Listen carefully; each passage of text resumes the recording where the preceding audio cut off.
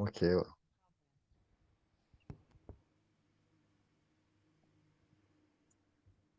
Querida almas irmãs, que possa Jesus prosseguir nos envolvendo nas doces vibrações do seu amor, da sua ternura, este sol de amor e carinho por todos nós.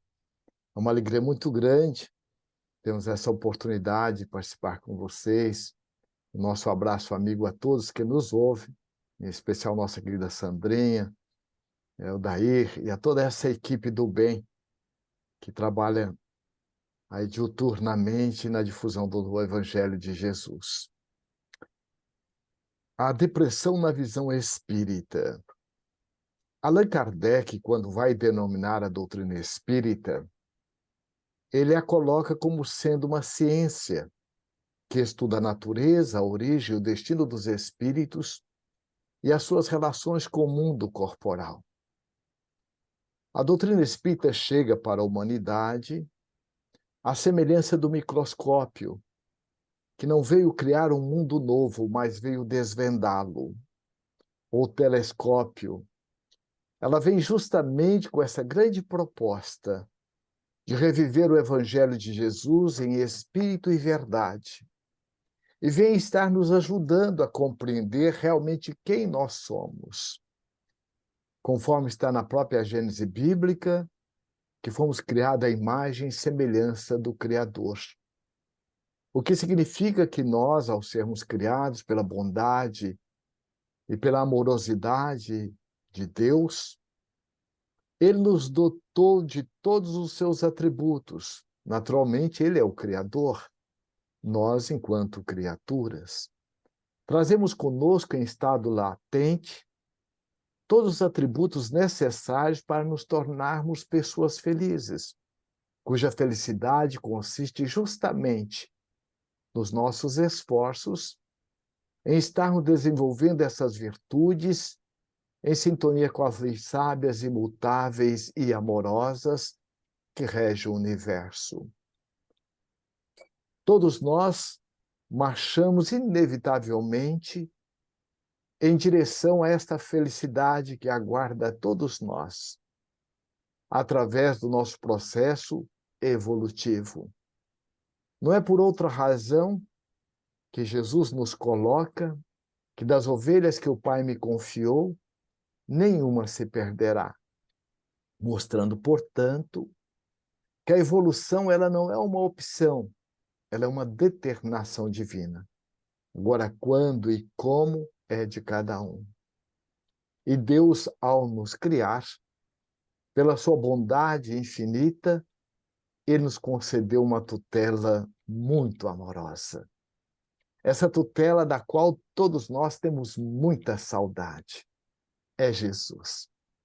Jesus é realmente, conforme nos diz Emmanuel, no livro A Caminho, Verdade e Vida, na lição 142, depois de Deus, é Ele a presença permanente nas nossas vidas, que nos conquistou a sua tutela, para a sua tutela, não somente por amor, pelo seu testemunho, como também por uma determinação divina. Jesus, diz Emmanuel também no livro A Caminho da Luz, na página que se intitula A Manjedoura, ele que poderia ter descido no dorsal de astros, poderia ter arregimentado o maior exército, ele que é quem recebe das mãos de Deus, poeticamente falando, a Terra enquanto uma nebulosa, e é ele quem vem trabalhá-la juntamente com os seus arquitetos, engenheiros, os geneticistas, para nos receber. Ele vem, encarna no seio da coletividade humana, na simplicidade de uma manjedoura. Mostrando, portanto, que a chave para a nossa felicidade consiste justamente em nós estarmos nos colocando na nossa condição, enquanto filhos de Deus, aprendiz da vida, humildemente nos entregando às leis sábias e imutáveis e a Deus, num esforço constante em desenvolver os nossos valores imortais. Na questão 115 do Livro dos Espíritos, Allan Kardec tem o cuidado de perguntar aos benfeitores da humanidade se Deus criou espíritos bons e espíritos maus. O que poderíamos deduzir? Há privilégio diante de Deus. O que mostra, portanto, que não há privilégio diante de Deus, mostrando a sua equanimidade, do seu amor. Todos nós fomos criados simples e ignorantes. Simplicidade desprovido dessa complexidade que hoje o homem e a mulher tecnológico trazemos conosco. Ignorantes do quê? Das suas leis. Mas a cada um foi dado uma missão, que é a missão pessoal, de buscar desenvolver essas virtudes diante das leis, porque ninguém reencarnou para mudar o outro. Cada um de nós temos um compromisso de ordem pessoal no nosso autodesenvolvimento. Mas Deus, ao nos criar e nos inserir nas suas leis sábias e imutáveis, na lei de sociedade, na lei de solidariedade, na lei de fraternidade, na lei de liberdade, na lei de responsabilidade, à medida que nós vamos crescendo, nós também vamos influenciando aqueles que gravitam em torno das nossas vidas, que é a missão transpessoal, que transcende o pessoal. Mas ele também, nessa questão, os benfeitores nos respondem que aqueles de nós que nos rebelamos, que entramos no campo da queixa ou da lamentação, que ocupa o lugar do pensar responsável, nós estaremos tendo a dor, como sendo o primeiro carteiro a nos convidar para retornarmos à sintonia com as leis sábias e imutáveis que estão inscritas na nossa consciência, conforme a questão 621 do Livro dos Espíritos, quando Allan Kardec pergunta onde se encontra escrito a lei de Deus? Na consciência. O que Emmanuel coloca, que é a voz de Deus dentro de nós. E quando nós nos dessintonizamos, justamente neste momento em que nós nos encontramos, no surgimento de tantos convites, e vem realmente a um processo como muitos de nós nos entregamos, aquilo que Jesus coloca, não amontoeis tesouro onde a traça corrói e a ferrugem consome. Ficamos numa superficialidade diante da vida. Embora tanta tecnologia, o quanto a humanidade evoluiu tecnologicamente, mas nós ainda trazemos conosco uma série de síndromes de pânico, de ansiedade, de medo, e dentre eles a depressão. A depressão, conforme está na própria questão 919 do Livro dos Espíritos, Allan Kardec tem o cuidado de perguntar aos bons espíritos qual a forma, o meio prático, para que nós possamos resistir ao mal e desenvolver o bem. E Santo Agostinho, este pai da Igreja, que contribuiu com a codificação kardeciana, ele vem nos dizer, um sábio da antiguidade já vos disse, conheça-te a ti mesmo. Então, para que nós possamos superar qualquer nível de conflito, é fundamental que busquemos o autoconhecimento. Mas não é o conhecer pelo conhecer enquanto conhecimento cognitivo. Na questão 115 do Livro dos Espíritos, quando os benfeitores nos falam que fomos criados simples e ignorantes, nós temos 3 níveis de ignorância. A ignorância do não saber, a ignorância do não sentir, a ignorância do não vivenciar. A maioria de nós conhecemos alguns médicos que fumam. O que não quer dizer que ele não tem um conhecimento do quanto o cigarro é nocivo, com seus elementos, o alcatrão, a nicotina e outros mais. Assim ocorre também conosco diante da própria vida, com as nossas escolhas. Esse médico mais tarde vai ser visitado por um câncer de garganta. Então, nesse tratamento de choque, ele cai na real. E passa agora aquilo que ele estava malbaratando a oportunidade da vida, de uma forma saudável, está agora se reeducando. Portanto, quando nós, então, transgredimos diante dessas leis e ficamos nos apegando àquilo que é superficialidade, é compreensível que vem para nós uma série de consequências, porque somos livres nas nossas escolhas. Dentre tantos síndromes que hoje nós estamos tendo, nós estamos vivendo um momento, naturalmente, com raras exceções, do estresse. E o estresse, segundo os neurocientistas, é um dos fatores que nos leva à depressão. Esse estresse de forma prolongada, a gente fica correndo atrás de coisa nenhuma, ou numa fazeção de coisa e não nos fazemos com aquilo que estamos fazendo, conforme Jesus coloca quando visita a casa de Maria e Marta, as irmãs de Lázaro, nós ficamos na síndrome de Marta, porque Maria buscou a melhor parte, que era conviver com Cristo. Marta estava na fazeção de coisas. Aí o que acontece? Nós entramos nesse vazio existencial.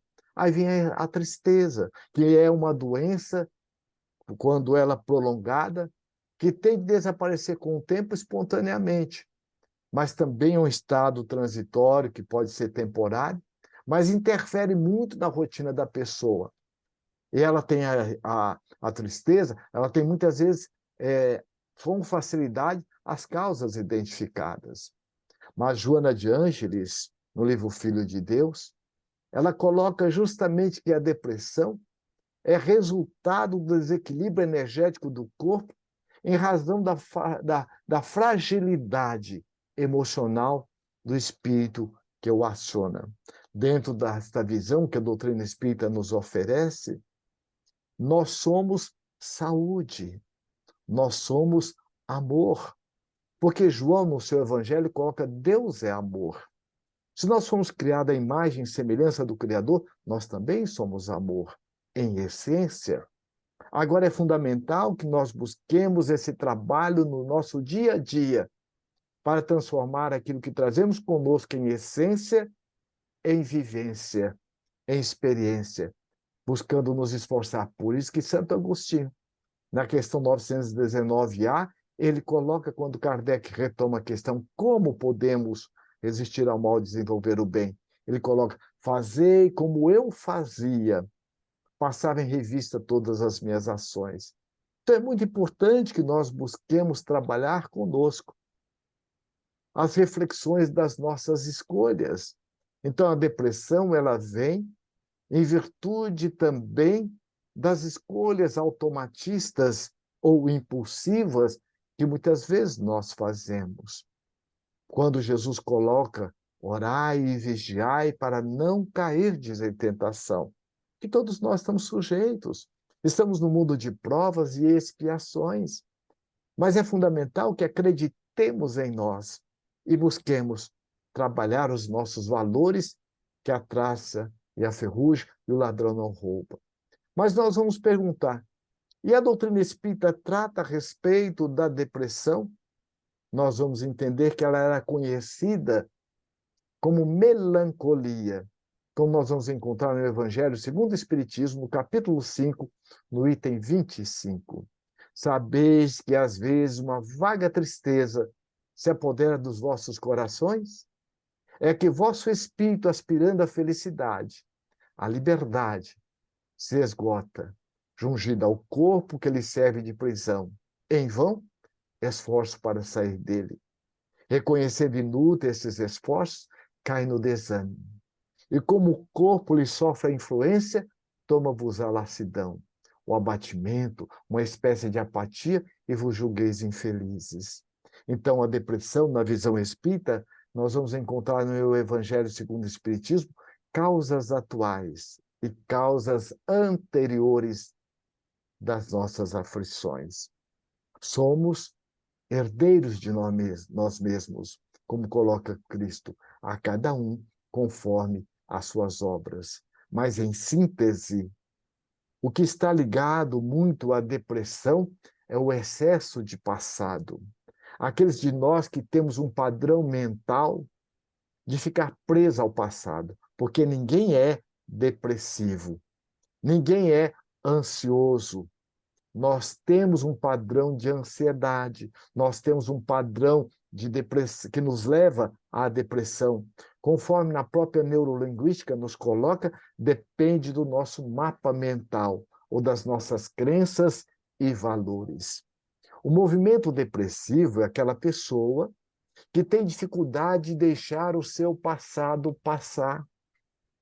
E como a nossa mente não distingue o que nós estamos pensando e o que está acontecendo, os nossos pensamentos estimulam neuroquimicamente o nosso cérebro, que é este grande laboratório químico, ele vai agora estimular neuroquimicamente os nossos neurônios, produzindo as enzimas correspondentes aos nossos padrões mentais. Por isso, que diz que a psicologia coloca, depressão é excesso de passado. É como se eu quisesse tomar banho na mesma água do rio 2 vezes. E a pessoa entra na monoideia e não vê que cada momento é uma oportunidade nova, ou cada dia é uma página em branco para que nós possamos escrever ou reescrever aquilo que achamos que não ficou muito bem. Daí, nós ficamos em 2 momentos, porque a nossa mente, ela vicia. É diferente da nossa consciência. A consciência, ela é como a semelhança de um olho d'água, límpido e cristalino, que está sempre produzindo os lampejos da amorosidade, da reflexão, porque é a voz de Deus dentro de nós, é o nosso GPS divino. Mas esse olho d'água, usando essa metáfora, ele vai escorrer para um poço. E esse poço são as nossas crenças e os valores, os nossos padrões mentais. E conforme nós pensamos, eu não dou conta, eu não sou capaz, eu não consigo, isso não é para mim. Por mais que a consciência e os benfeitores espirituais, nosso anjo de guarda, nos estimule a algo melhor, nós ficamos às vezes na monoideia. E aí entra também um outro fator, que é o fator da influenciação espiritual. Conforme já nos colocou o apóstolo Paulo, estamos envoltos por uma nuvem de testemunhas. Nada do que fazemos, tanto para o bem, quanto também em atitudes menos felizes, nós estamos desprovidos de companhias. Tanto é que na questão 459 do Livro dos Espíritos, Allan Kardec tem o cuidado de perguntar aos benfeitores espirituais: interfere os espíritos na nossa vida, em nossos pensamentos? E eles respondem: muito mais do que imaginais, a tal ponto que de ordinário são eles quem vos dirigem. E aí vamos perceber que a nossa mente, à semelhança do nosso estômago, que precisa de alimento líquido e sólido, a nossa mente se alimenta dos nossos pensamentos. Nós sempre ouvíamos, eu pelo menos da minha avó e da minha mãe dizendo: diga-me com quem tu andas, que eu lhe direi quem tu és.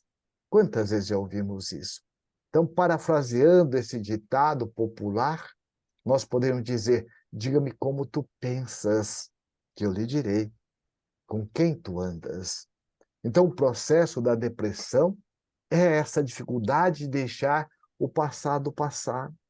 E como a nossa mente não se distingue do que nós estamos pensando ou fazendo, isso mexe profundamente, aliado às influências espirituais. Daí a importância de nós estarmos buscando os recursos que a doutrina espírita nos oferece. A bênção da oração, a leitura edificante, buscarmos nos integrarmos a um trabalho de solidariedade, de fraternidade. Não que o trabalho do bem irá tirar de nós os nossos conflitos, não irá. Mas é uma forma de aurirmos forças para nos auto-administrarmos. Então, a depressão, ela entra muitas vezes, a pessoa, quando está no movimento depressivo, ela entra numa incapacidade de sentir prazer pela própria vida, que vai justamente resultar nessa vontade, nessa falta de vontade de viver, na vontade, muitas vezes, que ela tem de sumir, vontade, muitas vezes, de desaparecer. Ela pode estar ou não acompanhada, muitas vezes, de um desejo de morte. Porque muitas vezes a pessoa ela não quer se matar. Como ela não está num processo de autopercepção de si mesma e tem uma mente viciada em confundir quem nós somos com aquilo que fazemos. Nós somos amor, mas temos atitudes de desamor. Enquanto eu me vejo quem eu sou e me acolho amorosamente, como Jesus colocou, vinde a mim todos vós que achais sobrecarregados. Então é fundamental que eu reconheça que eu não estou bem, que eu estou sobrecarregado. E ele ia ao encontro de Jesus, ó, vinde a mim todos vós que achais sobrecarregados, e eu vos aliviarei. Era o encontro de uma leitura edificante, da oração, é uma mudança de comportamento. Fazer diferente aquilo que nós estamos fazendo. Porque quem faz o que sempre fez vai ter que resultado, o que sempre teve. Então é fundamental que nós busquemos fazer algo diferente. E com isso nós vamos estar nos ajudando a mudar os nossos padrões mentais. Porque a nossa mente ela é a semelhança de uma cebola cortada ao meio. São várias camadas. São camadas mentais. E a cada camada mental nós nos interligamos. Por exemplo, muitas vezes com uma pessoa mais próxima vai atuar numa camada mental. Outra pessoa, outra camada. E assim sucessivamente. Agora, é fundamental que nós busquemos nos autorresponsabilizar por aquilo que nós pensamos. Não adianta eu ficar culpabilizando o meu pai, a minha mãe, a minha criação. Por quê? Deus não erra. Ninguém caiu de paraquedas onde está ou com quem está. Nós estamos onde estamos e com quem estamos, nos diz o Espírito Joana de Ângeles amorosamente, floresça onde Deus lhe colocou. Quando nós entramos nessa sintonia de autorresponsabilização, nós vamos superando os nossos próprios conflitos. A depressão, ela é uma realidade, é uma doença. Agora é fundamental que nós busquemos trabalhar, percebendo a doença, mas agir com saúde. Nós somos saudáveis. Dr. Bernie Siegel, que escreveu um livro chamado Amor, Medicina e Milagres, ele coloca que pessoas que tinham câncer, mas agiam com saúde. E pessoas que tinham câncer criavam o câncer das relações. Muitas vezes, aqueles de nós que trazemos a doença, por não nos percebermos que a doença como sendo um carteiro que está batendo a nossa porta, nos convidando a um processo de mudança, porque a doença ela não é uma inimiga, ela é uma resposta das nossas próprias escolhas, nos convidando à mudança de nível. Então, aqueles que não nos autorresponsabilizamos, criamos a doença da rebeldia, de não tomar o remédio, de não seguir a prescrição médica, a doença das relações, a doença do vitimismo. E com isso, nós nos distanciamos de quem nós somos enquanto saúde. Esta é a visão que a doutrina espírita nos traz. E por ser uma doença, a depressão das emoções, ela tem sinais físico-bioquímicos muito evidentes. E por causa disso, muitas vezes, ela é uma doença, às vezes incompreendida. Então, muitas vezes, a pessoa vai ao médico, ela faz tudo quanto é exame, ela tem dores localizadas, mas não consegue detectar, porque é a doença da alma. Então, a doutrina espírita, ela nos traz o remédio necessário para que nós possamos fazer a nossa autocura. E muitas vezes, nos sintomas psíquicos da depressão nos traz, há uma dificuldade muito grande de sentir o prazer pela vida, resultando justamente nessa insatisfação. E a gente não se dá conta, um vazio existencial. Agora, tudo isso é fruto das nossas próprias escolhas para que eu possa me autoacolher e fazer a mudança. Porque o que disse Jesus? O que o Pai quer não é a morte do pecador, não é o nosso sofrimento. É a morte do pecado, a morte da ignorância. Às vezes nós ouvimos muito no movimento espírita: quem não muda por amor, muda pela dor. Você acha que muda? Não muda. Se a dor mudasse, sofrimento mudasse, nós vamos perceber que penitenciária seria fábrica de anjos. Porque eu posso estar sofrendo, mas eu fico lamentando, reclamando, culpabilizando meu pai, a minha mãe, a minha criação, o governo. Então é importante que eu me autorresponsabilize. E é muito importante nós termos uma postura de proatividade. O que é proatividade? É uma palavra da moderna administração que em si se quer dizer a pessoa que sabe quem ela é. Porque filho de alcoólatra não quer dizer que tem que ser alcoólatra. Filho de bandido não quer dizer que tem que ser bandido. O caldo sociocultural em que nós fomos inseridos é uma forma também de nós adquirirmos uma têmpera moral, uma experiência para fazermos um salto quântico na nossa vida, fazer uma mudança de nível. Porque há um planejamento espiritual antes de nós reencarnarmos. Aqueles que não temos consciência para fazê-lo e fazer as nossas escolhas, todos nós temos conosco espíritos tutelares que já alcançaram essa altitude do amor e que nos amam profundamente e que nos ajudaram na nossa programação reencarnatória. Às vezes, muito de nós, até sem ter créditos para poder reencarnar, eles nos emprestaram. E além de nos acompanhar nesse processo todo, nos ajudando, eles não podem fazer por nós. O fazer sempre é da própria pessoa. Há uma metáfora que eu acho muito interessante, que ela diz assim: quando o pássaro assenta no galho, ele está confiando é no galho ou na sua capacidade de voar? Aí vocês já vão me ajudar na resposta.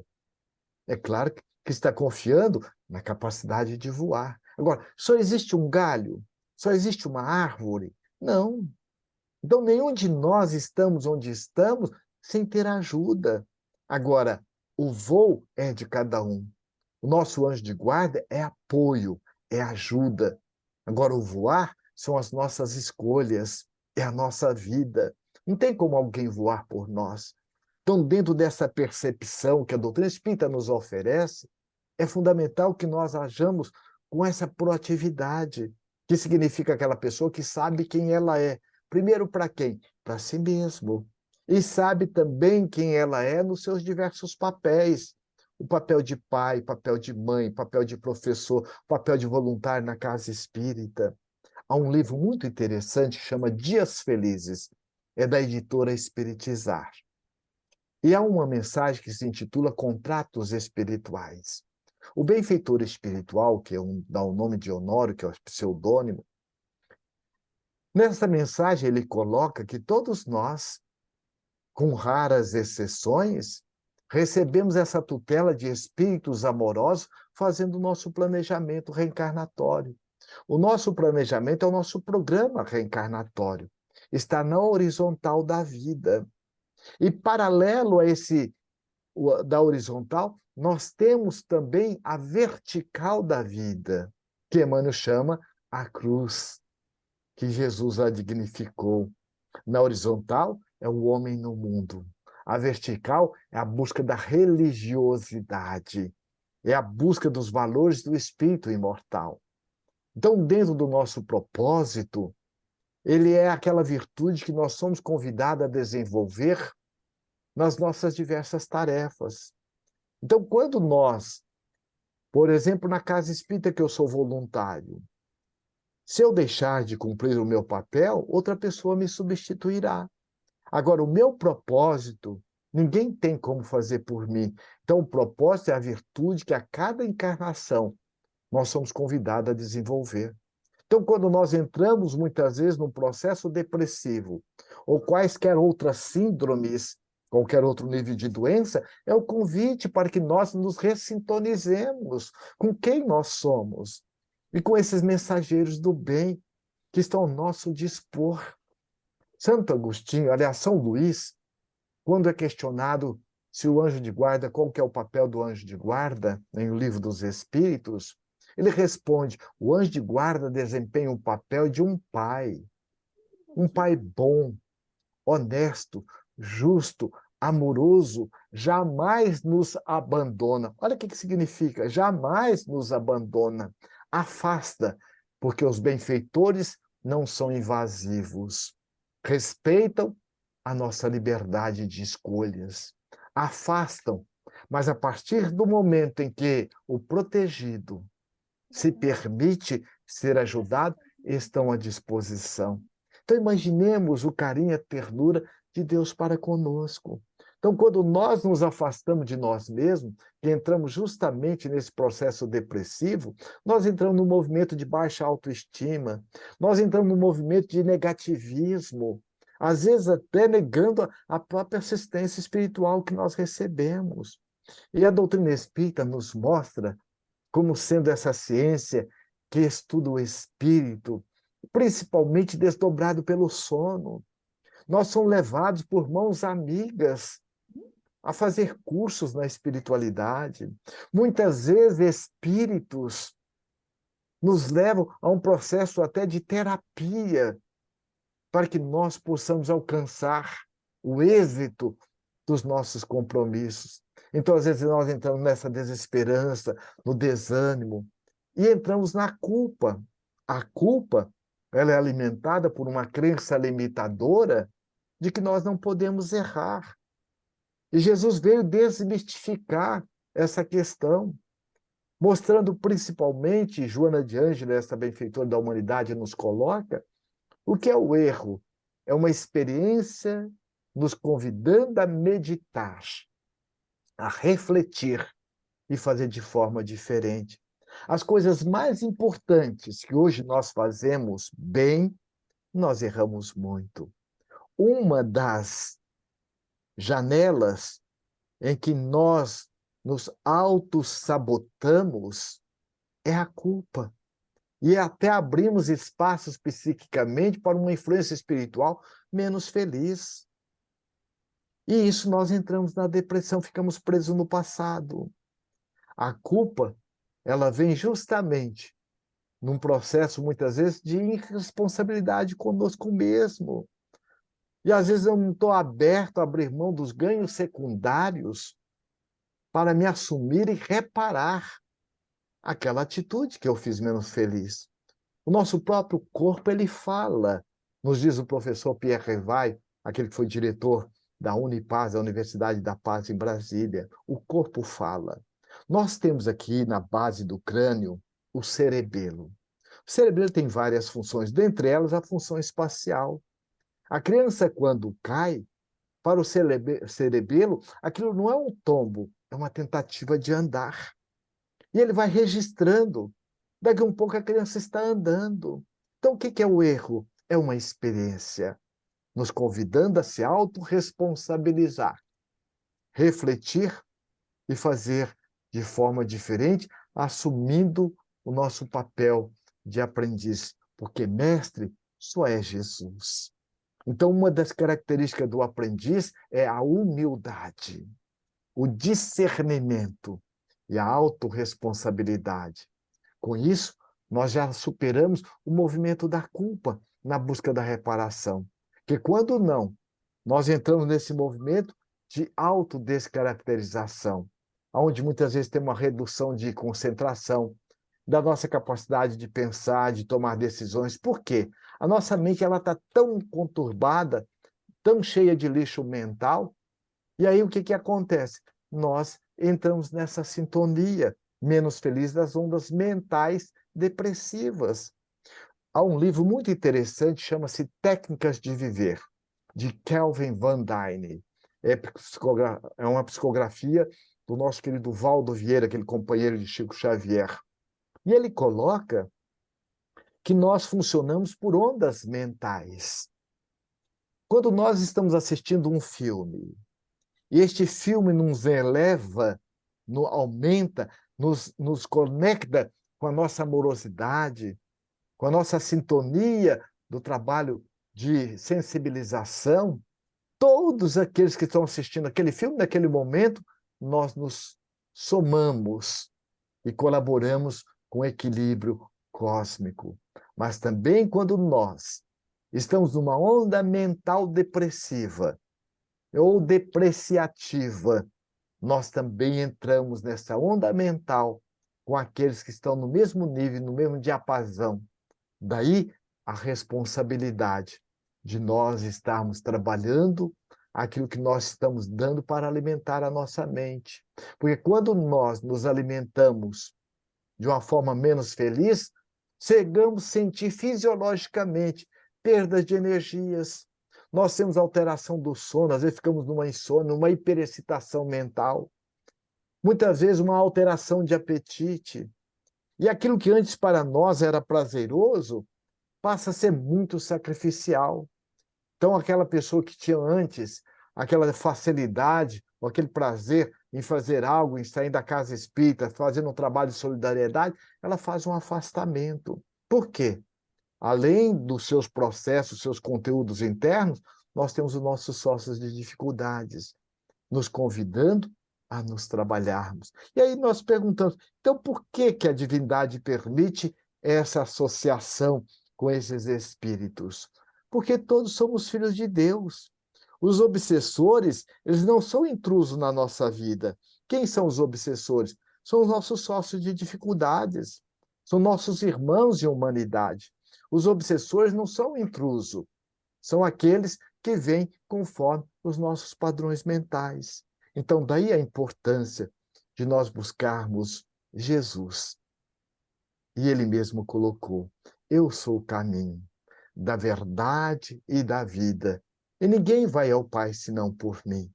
Então é muito sacrificial, é trabalhoso nós nos mantermos neste mundo de provas e expiações, com tantas conturbações que nós estamos vivendo neste momento, nós nos mantermos nesta linha de harmonia e de equilíbrio. Mas é possível, porque nenhum de nós estaremos enfrentando qualquer dificuldade ou qualquer situação sem que a ajuda chegue na frente, como diz Emmanuel.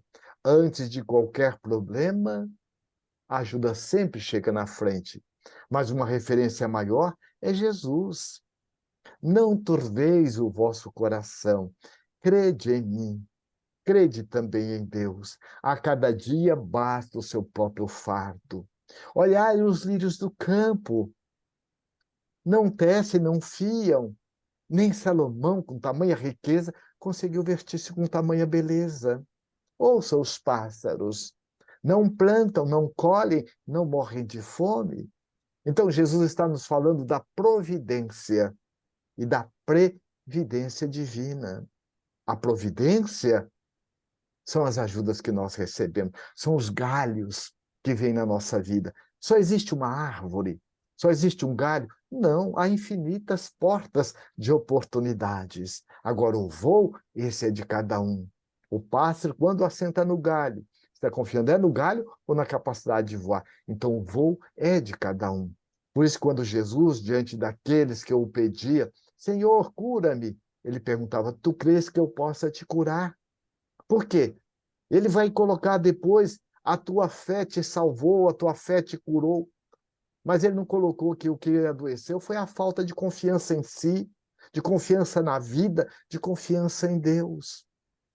Então, quando nós buscamos estudar a doutrina espírita, porque ela é uma ciência, e ninguém aprende ciência por osmose ou cultura axilar, colocar o livro debaixo do braço, não passa cultura.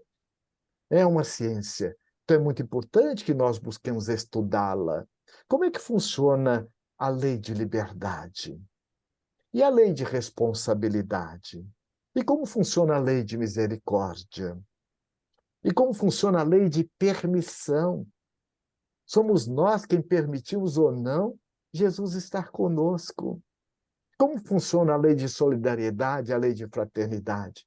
Então, Allan Kardec coloca na parte terceira do Livro dos Espíritos o funcionamento de cada lei. E quanto mais nós entendermos como funcionam essas leis, mais nós desfrutamos de nós mesmos. Eu pergunto, a maioria de nós tem um celular. Você usa todos os recursos que o seu celular oferece?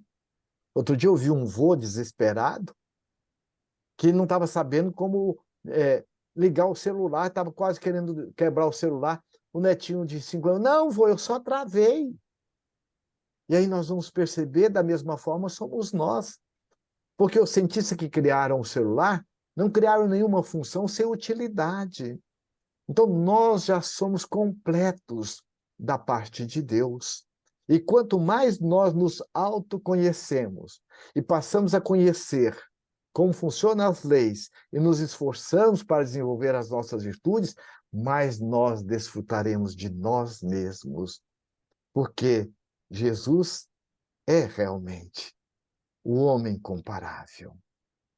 É Ele o remédio para todos os nossos males. É Ele que vem justamente a nos convidar, como convidou aquela mulher no momento de dor e de sofrimento, dizendo a Joana de Cusa: mas, Senhor, o Senhor me conhece. Ela surpresa, e ele a abraçando: oh, Joana, minha filha, eu sou o bom pastor, e o bom pastor conhece todas as suas ovelhas nominalmente. Então, aqueles de nós que temos um padrão depressivo, mergulhemos nos estudos da doutrina espírita, que vem reviver o Evangelho de Jesus em espírito e verdade. E temos aí todo o antídoto, remédio para as nossas almas.